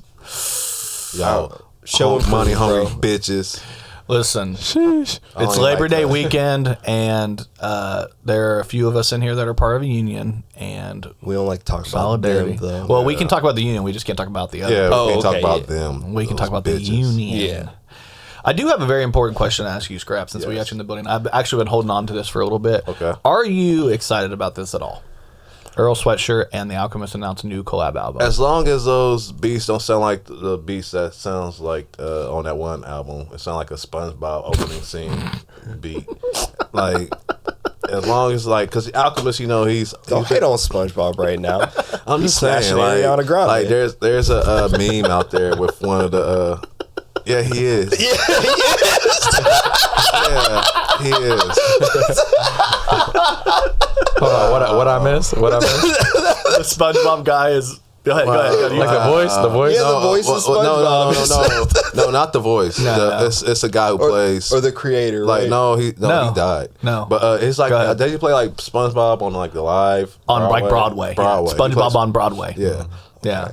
Yeah, But- it's a little less cool, but it's still weird. Yeah. He's But- weird looking. I Yeah, had he a looks picture. I took it like- off here. I should have kept it Yeah, on he here. I thought that guy, that's not the same guy. He looks like the original guy. I know he Like, does. it's not the same guy, though? two different guys. Yeah. No. Fuck me. But he does. I mean, it's still true. He plays SpongeBob on Broadway, and now he's smashing Ariana Grande, which tells me that Mac Miller's not as cool as I thought he was. So neither is Pete. But Pete was never. Skeet was never cool. Pete was never cool in the first Skeet place. was never cool. He just had daddy issues or a dead dad. But Never forget. SpongeBob. I would. I'm anticipating this project because, like I said, I'm a fan of Alchemist. Yeah. And Earl, as long as he's gonna bring it. Yeah. No matter because he always comes with his pause. Yeah. He always brings. Have y'all watched the 520 podcast? What, a Jeff Teague podcast? No, I do like him though. I've seen clips. Check it out. It's a good podcast. Yeah. I saw a clip of him talking about what was he? He was talking about guarding somebody. I don't remember, but I just saw one clip and I was like, "This is funny. I need to watch it." Jeff Teague is actually really funny. He's a funny dude. He's from Indy, right? Yeah. I love Indy guys. For some reason, Indiana in general, we have some really good guys. It's not all just John Wooden.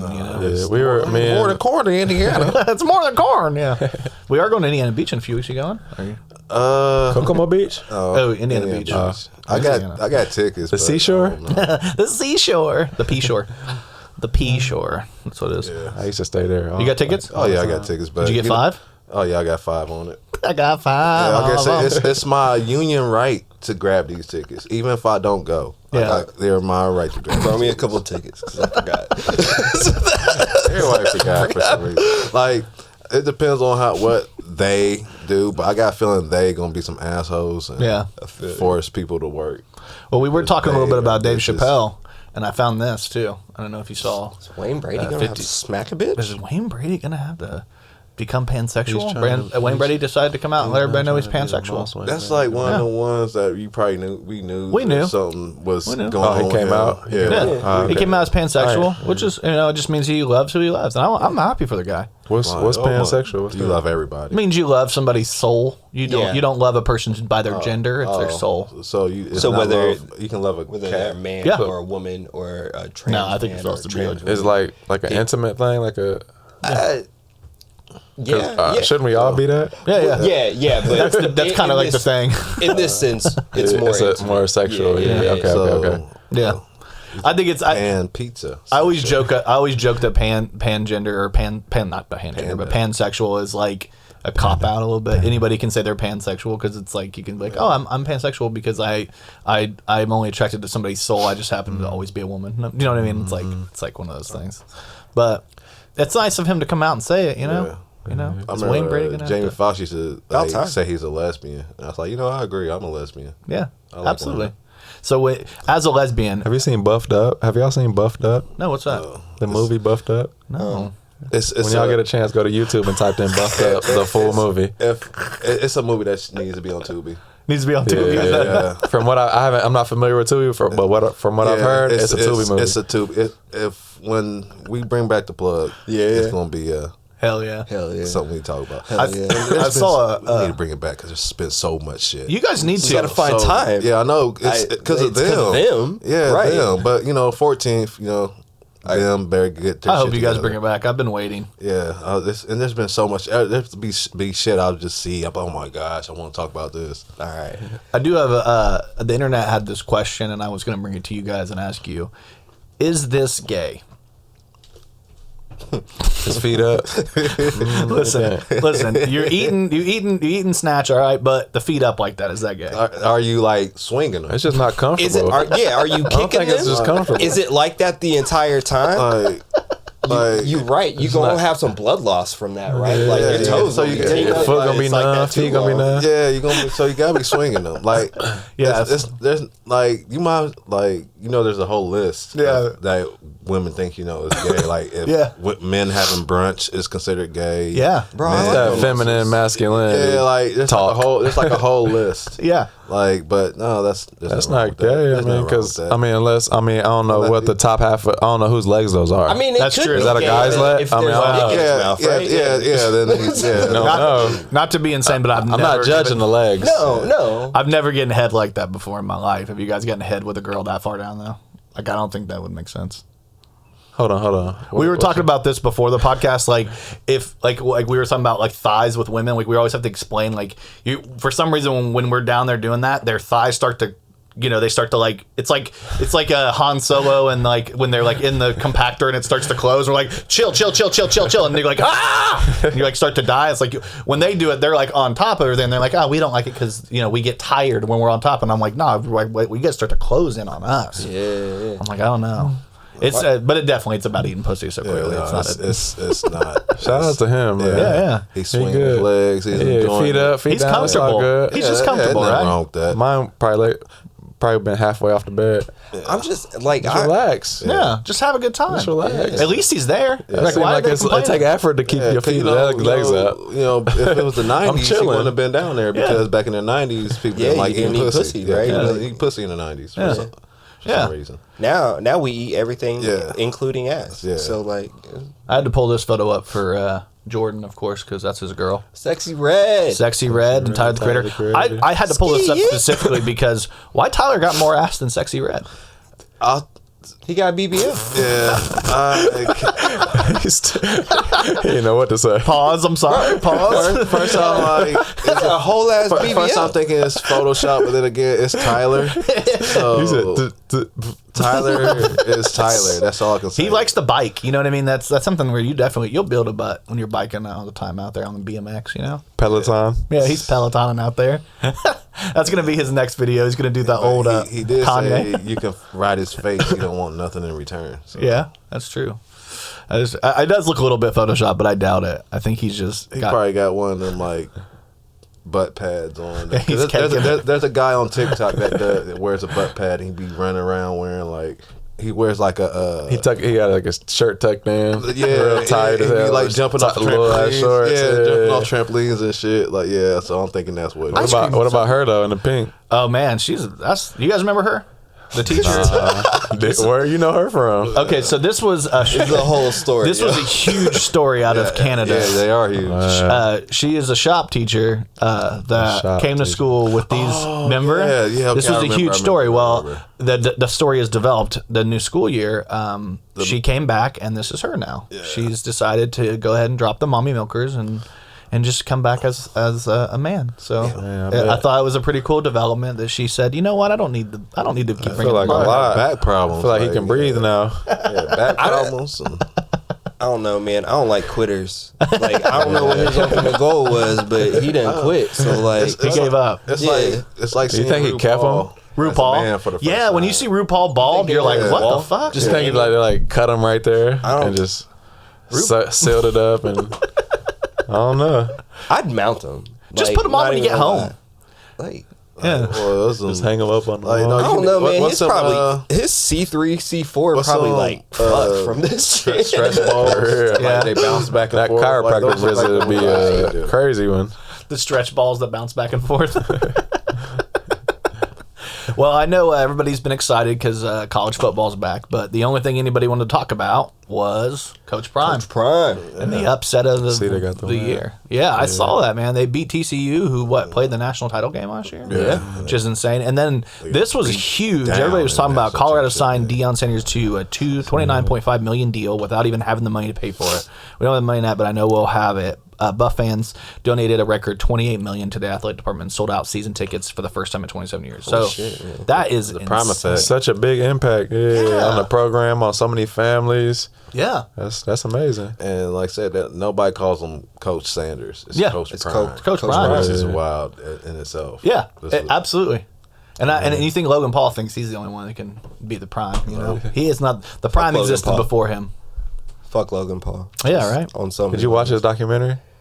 No. It's pretty good. It's pretty Is it good? I didn't really know much about his story, but to get a little more context of it, it's like I see how it played out for him. So it's like, Yeah. no matter how you judge it, it's like they did it their own way, and Yeah. he got in how he got in. If it Like wasn't for Vine, he wouldn't be where he was at. yeah. I'm not really hating on Logan Paul. Like, he really is like grinding at his shit, and he does so many things that I think he loved it. I think he really loved it. I think he really loved that shit. Well, it doesn't help that the FDA has been asked to look into the I've never YouTube tried Stars that. Have energy y'all tried drink, it? No. which has the caffeine of 6 Cokes. There's there's a lot of kids out here drinking this shit too. Look, Yeah, when I was in Australia, that's the issue. when it first came out, because it didn't come out very long ago, did it? No, it probably within the last year. 6 months. Yeah. So when I was in Australia, I was living at first I was with like a family I was living with, and like it was 2 young boys. One was like 15 and 13. Yeah. And then when I was 15, he like Brandon, take me to the mall. Like I want to go get some Prime. We went and like looked in 3 different stores. They had it all sold out. Sheesh. So they really were avid like looking for that shit. I know it's been similar here. Like I know my kids, they'll see it in the store now and they'll be like, "Can we get some Prime?" And I'm like, I gotta we try it at least genuinely once. don't support Logan Paul like that. So that's their drink. That's their drink. That's their drink, yeah. Mm. I bought some and gave it to my kid because he asked for it, and then I tried it and I was like, "This shit tastes horrible." Really? I think it's too sugar. Like there's no sugar in it, but I think it has coconut milk in it. It tastes overly sugary, but it doesn't have sugar in it. Does that make sense? It's like too much fake sugar in it to the point where I was like Splenda. like agave and like other shit. I don't know. Just not good. Oh, just no, not good. So he got kids out here going off 6 cans of Coke. So Yeah. The caffeine of 6 can of Cokes is what I was like. That's And a the little vapes. much. Yeah. vapes and crime. That's the life of a middle schooler. 12-year-old, Yeah. 13, 14-year-old. These kids are out here buzzing, just buzzing around everywhere they go. Man, these kids are smoking Yeah, cigarettes. well, I can't just They're stressing. It's a little much to me. This guy, everybody's talking about this guy's transformation. I don't know if you guys saw this. I don't even know who this guy is. Look the same. He looks the same. But all I It is a noticed was different one hair. thing. Wait. All I noticed was one thing. Look at here. All I noticed was the tattoo. What Tattoo. happened? The kids weren't his, apparently. No, there's some big-footed ass kids, bro. This is like Did he cover up the kids' That's feet? what I'm Yeah, saying. that's The what I'm kids must saying. not have been his. I'm like, Oh, damn. shit, I didn't even man. notice that. That's all I noticed when I saw the picture. Everybody's like, look at the transformation. And I'm He like, should have known them when his kids with them big ass fucking hooves. Look, kids come out wearing a size It 12. looked like That a ain't right. boomerang. It don't even look like a foot. To me, the bottom one. Me, myself, and Irene. Kids, dicks are Where the toes at? Bigger than and those then on the top. sausages. Oh, okay. I see them. and their names are like Oakley. What's the older Brid? Tyrone. Tyrone. Ryland. we lost a couple old whites this week. I don't know. We lost Bob Barker, who we all care Did about. when Bob Barker had his like funeral, like when they lower his casket, they Yeah. played the Yodel song when they lower his casket. I did see somebody say like he got as close as to $1 as he could. Yeah, I was like, hell yeah, he did. I was like, shout out to Bob Barker. Like, yeah, he sure did. But no, they got to play the song. That's how it should be going. Like, or when he or the horn. Play the horn. Doom doom doom doom. I don't have that one. If I had that sound like that one. Like Bob Barker has passed away. Doom doom doom doom. What about him and Happy Gilmore though? Oh man, they did probably almost 10 years ago. They did like a little skit. Yeah. Where, Bob Barker was like in the hospital bed and Happy Well, Adam Sandler comes. Yeah. I seen a picture of that, but I never seen the video. Yeah, and they get into another fight. Another one? Yeah, it's funny as hell. One of the biggest, saddest things about you guys not doing the weekly plug anymore is that you guys weren't able to plug people in on one of my favorite things, which is Starfield. Have you guys- I've been hearing about this, but I don't have an Xbox, so I can't really talk about it. It's so sad. That I also don't have Xbox, but this well, sounds amazing. I have the early access, and this is your boy on my planet with my home, just hanging out, just letting people know what it is. Like, if them gets on their shit and decide to give us a great signing bonus, and I might, fuck around and grab a box. We'll have to get you a box because they're not that expensive. And I'm talking about multiple different boxes. Okay, we'll have to get you a couple different boxes. If you're a lady out there, specifically, let's get you a good... Just throw it at me. Except for what happens is if you get a box, you'll end up with one of these eventually. When you checked his phone to see if he cheated, but found nothing, but then suddenly he says, "My turn." Oh. This is what happens every time. Yeah. Because we know men are loyal. Yeah. Women are not. It's a fact. It's a fact. We're out here. When we get together, we just have Bible study. Yeah. And we talk about. We do podcasts. Yeah, podcasts and mental health. Yeah. When women get together, who we're fucking tonight? Yeah. Let's go to the club. It's all jokes. It's all jokes. It's all jokes. white girl wasted. Let's get a white girl. Johnny. Let's do something. Well, this is what women actually do when they get together. What the hell is Doja Cat doing, guys? What is she looks doing? like a fucking sleep paralysis demon. She does. Yeah, so. What if you woke up and just seen that? I still smash though. That's what I was gonna say. Smash or pass at this point. But I don't know. turn But I've been around, seeing Doja. a certain demographic of girls sharing this song, and I don't like it. No. I don't like it. No. I'd rather like go share some Sexy Red or something. Like don't. Like, Oh God. I'm a devil. Like man, y'all weird and lame. Sharing that weird ass song. Like y'all really think that? Like oh, I'm a devil. Yeah. Like so this is what like Aubrey's Angels feel when Drake drops a new song and they got like shared all the fucking time. Yeah. Like oh, I feel him on this song. Like, Yeah. Like yes, I feel Drake. You know, my girl did cheat on me after I cheated on her 4 times, and And that really hurt, and she doesn't understand. yeah, she don't understand. the pain that caused. Yeah, when I yeah. cheated, it was because I was hurting. When she cheated, it's because she was trying to get back. It's Right. different. Yeah. It's different. There's levels to this And shit. I'm lightweight mad that the J Shout out Khaled. the J podcast didn't happen because I had my Drake impression on there. I'm so sad about so- that too. That broke my was- heart, and I'm yeah. so The one that was like muted. Yeah, I don't know what. I think what happened was I had something about update, and it completely dislodged my Zoom, my audio interface, and like the whole podcast is just. I thought it was just because you know somebody probably kicked something over. Should have No. put some voiceover over it. I thought about it. I did At least like some little bits of it. Boom, boom, boom. Wow. Yeah, but You guys, I had my Drake impersonation. It was great. It was really good. We're gonna do it again. That's what I'm it's- hoping. it's- Even though he retired, did you see that shit? No, Drake I didn't retired? retire. He said he retired. He got a For the Dogs album coming out. Oh yeah, this Yeah, is. But like, I for all the seen Nikki like pressing him like. Like, No, I'm not I talking should about drop it. I got Wait, my who s- retired? My son. Jarrett. Jarrett posted he Oh, retired. Jarrett. I thought you were talking about Drake. I'm talking he about re- Jarrett. He retired. Cool. He got more time to come on the podcast. Yeah. That's what I'm saying. Tell him to come back. Where you Shout out. retired from? Music. Music. He said it's done. Hopefully it's a Logic retire. You know what I mean? I feel him, but honestly, if I was in his position, I wouldn't have been rapping anyway. But that's just me. Like don't no, wanna no, mess no, the no, other bad, bag like, up? like no, just because I don't like.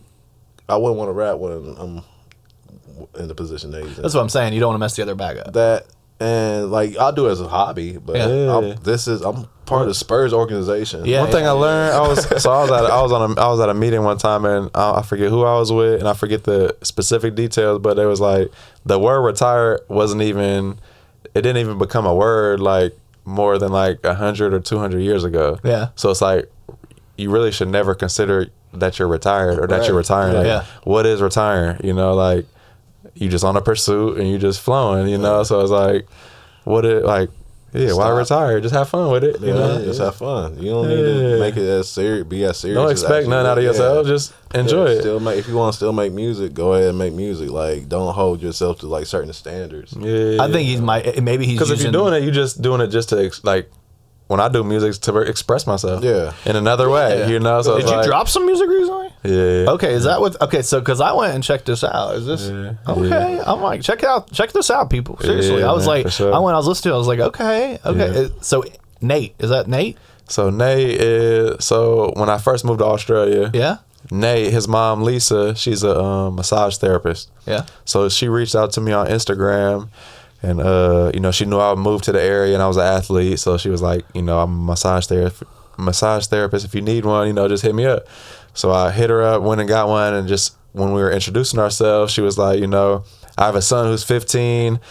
He hoops. He's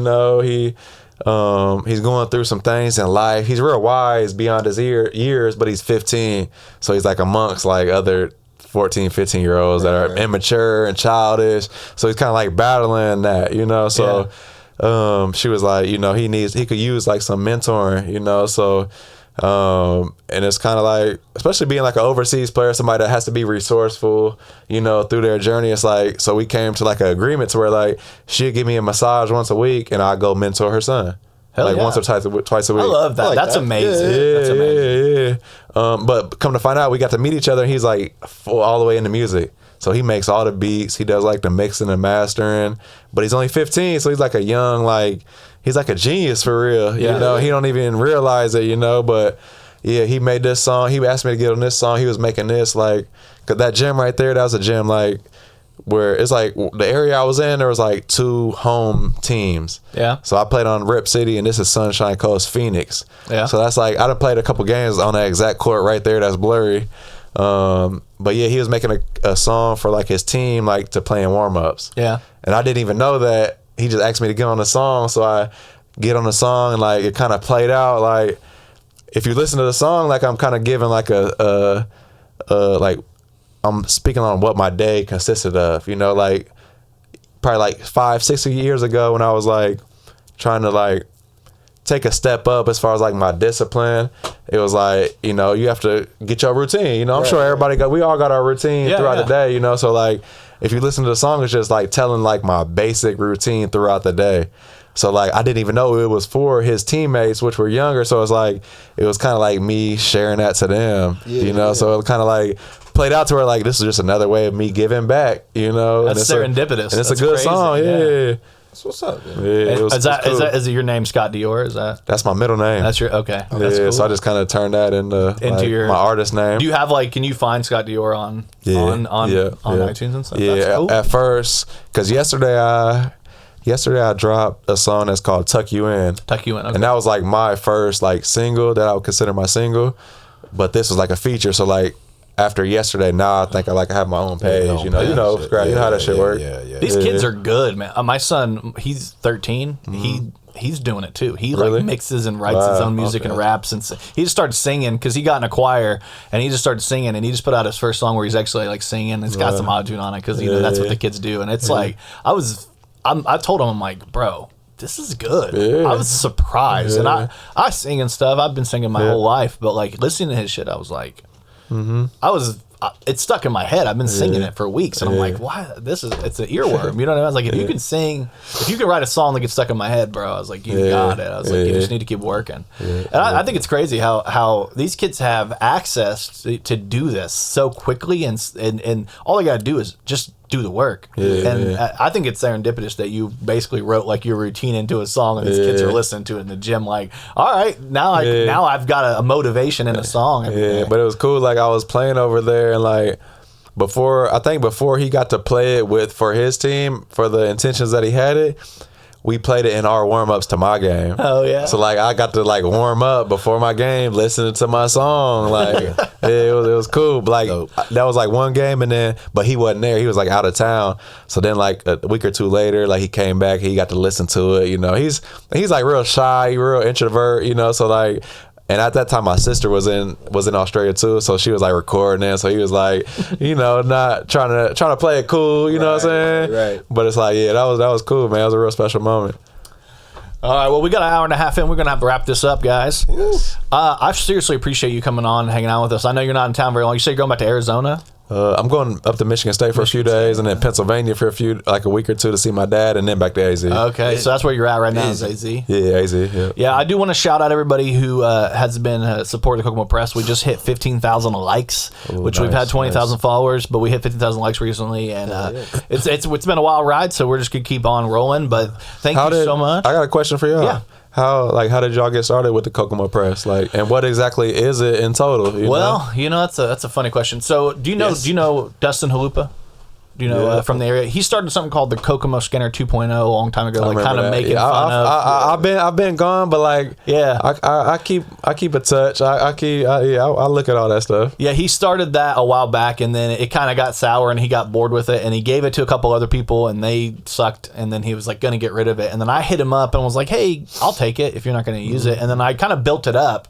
Well, then I lost it because Facebook was like, yeah, we don't like you, you're offensive, and then I started the Kokomo Press and wasn't sure what we wanted to do with it, but I thought it was a better name, and it was me and Brian at the time, and then I'd been talking to Jordan a lot about what I should do with the page, because I don't know what to do, man. And he had a lot of great ideas. So then we brought Jordan in, then we brought Courtney in, and then since then, between the four of us, we started building, and then I was like, what can we do? Well, who do we know that's good at stuff like that does things that we think are great?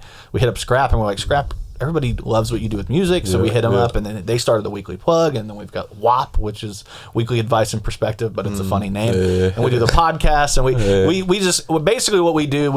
I consider we're a comedy and satire page. Like we just do jokes and we make up fake stories. How is that being in satire? Like, because I know it's I ain't gonna lie, like just being on the outside looking in, like I see that shit and I'm like, I'll be like that should be funny as hell. I'm like, hell yeah, like keep talking about Kokomo ass, like how y'all do the pictures and change the graphics and like it's like fun. Like it's a lot of fun, but keep picking on their ass. It's fun until like people really don't understand it. And, like, because people really believe. Yes. They so naive. Yeah, we've had some scares. We've had a lot of people like threaten us with stuff. Really, like, it's just kind of weird. But it doesn't stop us. The government officials messaging us, mad at us. We've had like organization. You know what I mean? I know you've probably been around enough to know. Yeah, I didn't tell you this story, but so my kid wants to take me to show and tell at Kokomo High School because it was brought up that about our kitty litter post. Yeah. Right? He did this thing and it was like tell us something about your dad, and his thing was, well, my dad is part of the Kokomo Press, which did the kitty litter post, which is apparently like infamous in Kokomo High School right now with the kids, because we're hot in the streets with the kids. Yeah. No, On the streets. Pause. Can I ask what's the kitty litter post? We made a post about Kokomo High School in introducing and installing kitty litters for what is it? It's a really good question. It's been a while. It was like 2 years ago, or a year and a half ago. No, what's the furry? name of, Furry or they're not furries. What is it? I can't remember. I can't remember the name of it. It's been so long, but it's like basically like people that think they're animals. Okay. Yeah. Basically. So like we were saying there are kids at the school that believe that they're animals. And they like pretty much have to allow them to do use the that. restroom in the And like be crawling on the ground and stuff. Yeah, I just heard about that the first time when I was in Australia. Yeah. They got a term for that, like a term for it. I forget what it is. Yeah, but there's a guy in Japan that thinks he's a dog. Yeah. You paid $10,000 for a dog suit. But it looked pretty good too. That's a beautiful dog. We made a fake post that looked like an internal email for Kokomo High School to like, and it was clearly fake. Everything on there was clearly buzzwords to make it seem fake. It was everything about it was fake. Posted it. We posted that. I literally I made it at work. Took a picture of it on my phone, on my iPad to make it look like it was like leaked, like it wasn't literally the photo, to make it look, and then posted it on there like, oh, leaked photo from an email of Kokomo High School. And the whole point of doing that was because we were going to shoot a joke video of me pretending to be a kitty cat. Like that was the whole point. That post blew up way bigger than my video was ever going to blow. I'm in Fort Lauderdale getting ready to ask my girl if she would marry me. I'm getting ready to get down on one knee, and my phone has fucking herpes because it's dying. It's got AIDS, and I'm like, oh, this is the worst thing in the world. But it's like I've got anxiety up through the roof because my phone won't stop buzzing, and so like everybody, we're getting called, like the Kokomo Tribune's calling us transphobic, and I'm like, no, we're not. We're doing that. We made the story up to make fun of people, making fun of boomers that believe everything. Yes. The whole point is we want people. We do these things because we're like, oh, we know the boomers are going to believe this, because that's the whole joke. Is like they want to believe this shit, so we're going to make it up so they'll believe it. And so then we get called. We get called every name under the sun. Kokomo Tribune doesn't even ask us. They didn't even send us a message like, are you guys transphobic? They didn't even ask us our opinion on the article. They write an entire article. Yeah, I can tell you right now that we're not transphobic. Like we're the exact opposite of transphobic. On top of that, and fuck the Tribune. Very, very sad. It's been fuck Tribune for a while though. It's fuck the Tribune hardcore, and at least the Perspective did an article and asked us. When we did another thing that pissed them off. That was five places to top 5 places to OD in Kokomo. Which, what I mean? We obviously, with the Narcan, we don't actually want people to OD. It was satirical to make fun of the fact that the city was ignoring the fact that there was a drug problem. And that's what we do, and a lot of people don't get satire. And that's what our page really is. We with the podcast and the things that we do, it's more like just trying to give creative people an outlet, like people that do things in the community an outlet. That's really what we care about, really. But the comedy and stuff is just something we love. We love to joke and goof off and create content. And I think it's also how we heal. We all heal. Like this is how we're like. I don't know. We're a weird group of Yeah. people that like have had like things happen in our lives, and like we found comedy to be our therapy, and we don't do it to hurt anyone else. We actually are doing it to literally help and to like take that fucking edge and sting off. You know. So what happened with your kid in school? Oh, so apparently I might be going to show and tell, and I'm going to explain to Kokomo high school kids about the Kokomo Press and The truth. Yeah, because they like the teachers and stuff. They think they say that we're really bad, we're immature, which is true.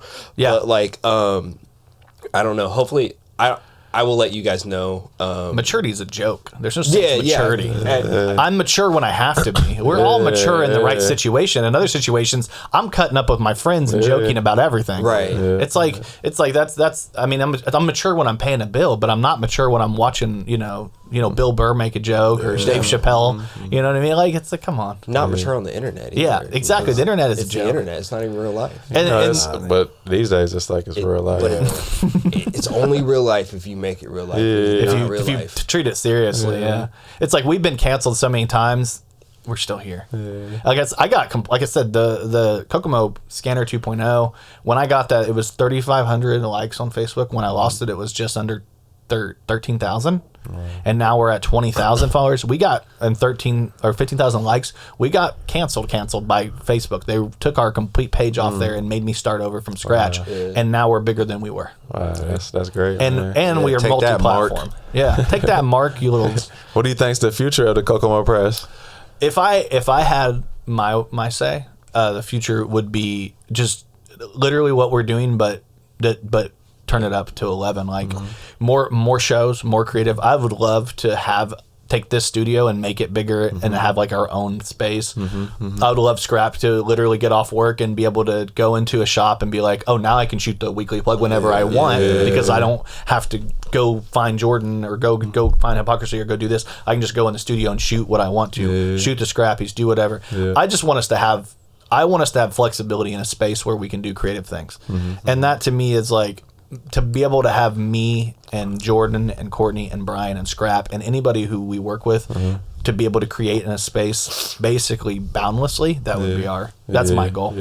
You know, and if they make money, that's what I want them to make money. I mean, y'all have obviously with them numbers, y'all have a big reach. Yeah. You know, so even outside of like what y'all core like intentions are with the page, it's like it's a lot of more potential with this, you know, to really have an impact and have an impression on the community. You know, so it's like all the fun and games is cool, but like I could see it even being more serious and being like people really follow this and get information and give people an outlet to share, you know, what they do or their different perspectives, you know, just to kind of push everything forward, you know. The things that like people don't talk about us for is like us doing protests or like being out there in the community, like being out there like fighting fucking racist being a voice, churches, you know, being a voice. Like, they ignore that stuff. They ignore that because like even when we got canceled